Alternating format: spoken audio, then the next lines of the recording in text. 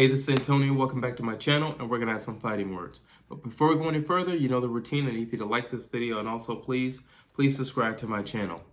So it's been a long time in the making, but we're finally here. We have Shakur Stevenson taking on Oscar Valdez. This fight I've been waiting for a long time. I know there's a lot of bad blood between the two guys. Shakur Stevenson has been wanting Oscar Valdez for quite some time. And it looks like, you know, he's getting a late Christmas wish, I suppose, you know. But I look forward to this fight. This fight has classic boxer versus brawler written all over it. I honestly believe this could very well be, it's either going to be a classic fight that you're never going to forget, or it's just going to be a masterclass for Shakur Stevenson. And judging by the way he handled Herring in his last fight, Jamel Herring, listen, he stepped it up physically. He stepped it up. You know, typically when I make these videos, I want to be objective. And, you know, I'm going to say the pros and cons for both guys. But, man, I got to say it right now. Shakur Stevenson is on a tear. And he's tearing it up right now. And he's that guy in the division. I've always said it isn't, it's not Ryan Garcia. It's not Teofimo Lopez. It's not Devin Haney. It's Shakur Stevenson. It's not Tank. It's Shakur Stevenson. I've always said that. I just think he has the perfect mixture of everything. He's a smart, intelligent fighter. Great boxer. He's slick. He doesn't get touched. You know, and he you know, you get that curse of, oh, you're boring. No, he's boxing. That's what he's doing. That's what he's doing. He's touching them, but he's not getting touched in the process. He's hitting them. He's not getting hit in the process. It's called boxing, people. And that is at a very high level. When he walks in the ring and doesn't have a scratch and walks out the ring without a scratch, that's a high level of boxing. And that's what he brings to the table, a high level of boxing. And after watching him against Herring, I mean, I was not expecting that. I was definitely expecting him to win. And I said that way early out that he was going to win. And I said he was going to win relatively easy. But I didn't think he would physically muscle him around. I didn't think that he would out-wrestle him in the ring. So those were the things that were shocking to me, that I thought to myself, man, he's really going to be a problem for this division. He's doing things like this.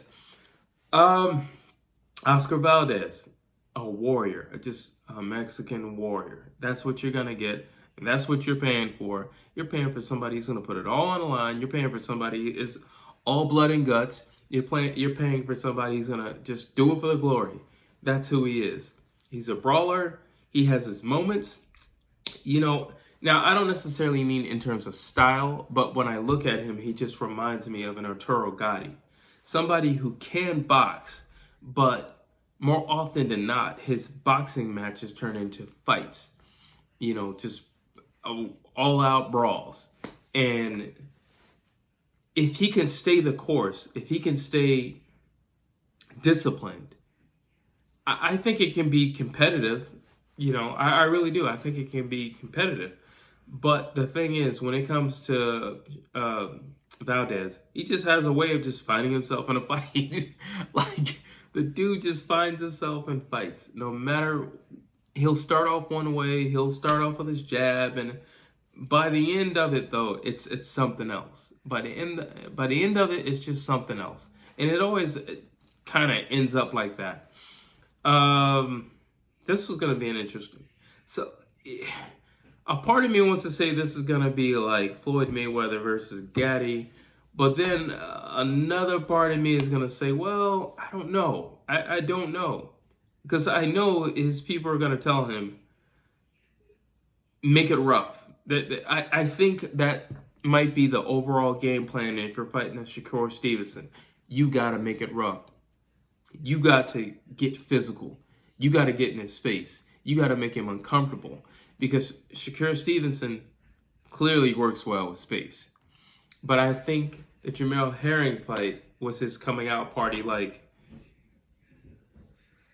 I'm all for it. You know, I think it was his coming out party for that. I think it was a fight to show, listen, I'm growing into my grown man body. I'm coming into my grown man strength.